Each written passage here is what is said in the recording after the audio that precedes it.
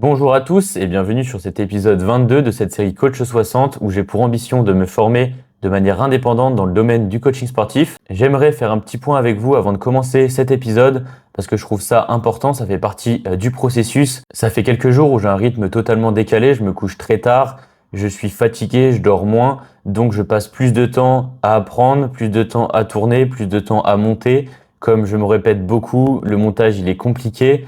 Donc c'est un petit peu un cercle vicieux. Je passe de plus en plus de temps sur cette série alors qu'au début j'arrivais à gérer mes apprentissages et également les autres tâches que j'avais à faire. Et là j'ai beaucoup de mal ces derniers jours à me libérer du temps pour faire du montage, préparer le programme, autant de choses que j'ai à faire. Il y a plein de choses. Je prévois également un gros projet dont je vous parlerai plus tard. Donc aujourd'hui, épisode assez rapide. On va essayer de se recaler dès demain. J'espère que je pourrai obtenir votre soutien dans les commentaires et par vos abonnements, ça ferait super plaisir. Et même si les vidéos qu'on retrouve sur cette série ne sont pas hyper qualitatives niveau montage, la valeur y est et je préfère vous partager ça. Moi, ça me fait tenir mon engagement auprès de vous et même de tenir cet engagement de me former de manière quotidienne. Quand je me suis lancé ce défi, je savais que ça n'allait pas être facile, mais on va aller jusqu'au bout. L'épisode du jour se prête bien à être assez rapide car on va voir un peu les muscles qui sont un petit peu souvent délaissés, à savoir les trapèzes, là les trapèzes supérieurs en l'occurrence. On va également voir les abdos et aussi les mollets. On va conclure en observant les résultats d'une étude qui montre la prédominance de certains types de fibres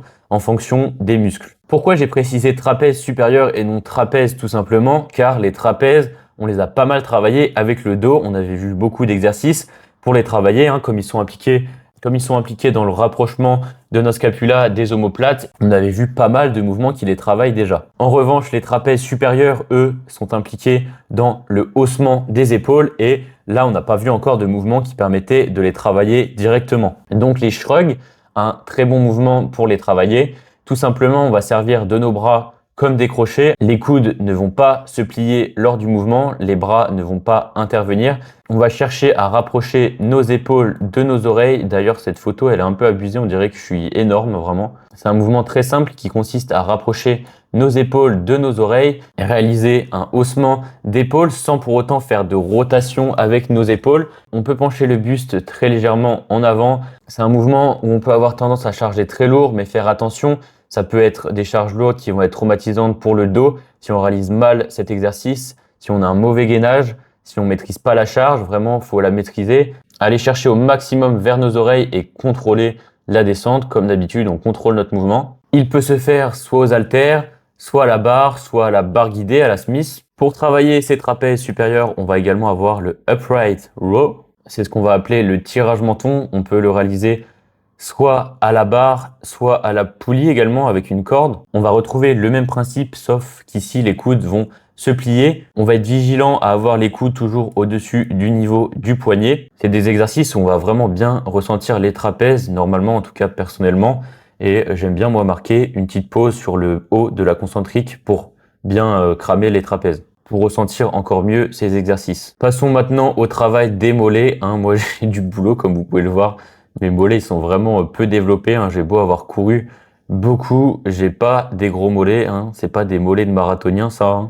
Les mouvements de mollets, bien qu'il y ait plein de variantes, ça va être exactement le même principe. On va travailler sur ces exercices notre triceps sural, on le rappelle, qui était composé du solaire et du gastrocnémien. Sur tous ces mouvements, on va placer notre avant-pied sur un support entre les phalanges et les métatarses. On va venir réaliser une extension de cheville puis une flexion de cheville. On va aller chercher bien bas. Là, par exemple, sans machine, on peut le faire. S'aider d'un mur pour maintenir notre stabilité et d'un poids pour se lester davantage.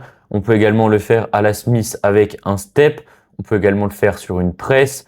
On peut également le faire sur une machine qui est prévue à cet effet. On va être assis et là, on va avoir un support toujours. On va pouvoir charger en poids. Travailler ses mollets, c'est vraiment essentiel pour prévenir les blessures, améliorer l'équilibre. Tous nos mouvements passent par les mollets finalement, surtout si on veut se lancer dans l'endurance également, où ils vont être soumis à encaisser un grand nombre de chocs à répétition. Il faut vraiment qu'ils soient préparés à ce genre d'effort et ça passe par leur renforcement. Pour conclure sur la présentation des exercices, on a fait le tour de pas mal d'exercices qu'on retrouve dans la pratique de la musculation. On va passer par le travail des abdos. On en a beaucoup parlé tout au long de cette série déjà. Ils ont un rôle très important dans beaucoup de mouvements pour maintenir la stabilité, protéger notre colonne vertébrale également. Pour les abdos, on va retrouver des mouvements dynamiques et des mouvements statiques, comme par exemple le gainage, des mouvements dynamiques comme les montées climber. On peut décomposer les mouvements d'abdos en deux groupes, ceux où on va bouger sur le plan vertical, soit par des flexions de hanches ou du tronc. Et là, on va solliciter principalement le grand droit. Mais on l'a vu, c'est pas binaire quand on travaille notre corps.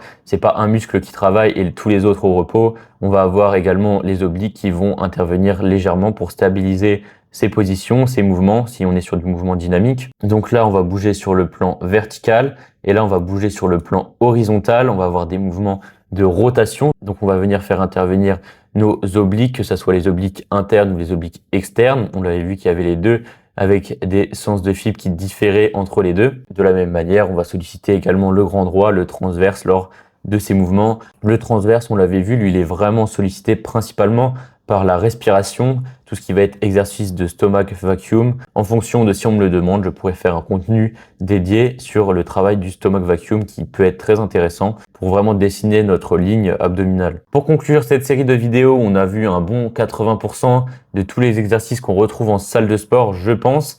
On va se pencher sur ce tableau qui présente la prédominance de chaque type de fibre en fonction d'un muscle. Rapidement, on rappelle, les fibres de type 1, c'est celles qui fonctionnent par voie oxydative principalement, c'est les fibres lentes. Les 2A fonctionnent aussi par voie oxydative, mais également par voie glycolytique.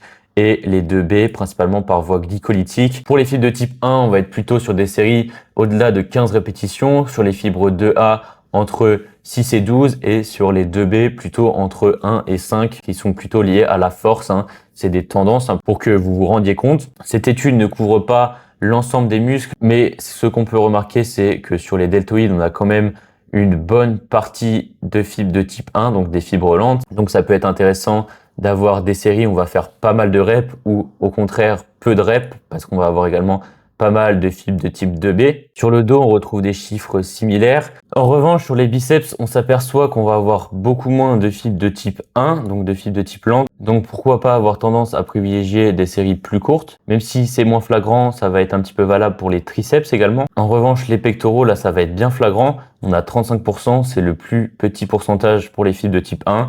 Donc pourquoi pas également introduire davantage de séries courtes. Cette étude met en avant des tendances, donc pourquoi pas s'en servir pour organiser notre programmation. On l'avait vu, il y a beaucoup d'autres paramètres qui entrent en compte dans la réalisation d'une programmation, qu'il faut travailler le muscle dans son ensemble, varier entre les séries courtes, les séries longues, mais pourquoi pas se servir de ces tendances pour s'aiguiller un petit peu. Et bien voilà, c'était tout pour aujourd'hui. On a terminé cette petite série de 6 épisodes. On a vu quasiment l'ensemble des mouvements qu'on va retrouver en salle de sport. J'espère avoir fait le tour de tous les mouvements auxquels vous vous attendiez. J'espère que vous en avez appris plus si vous cherchez à développer vos compétences. C'est l'objectif de cette série. N'hésitez pas à me faire savoir si vous pensez que cette présentation d'exercice était complète, si vous auriez rajouté des choses. Je vous remercie pour votre attention. Je vous dis à demain et prenez soin de vous.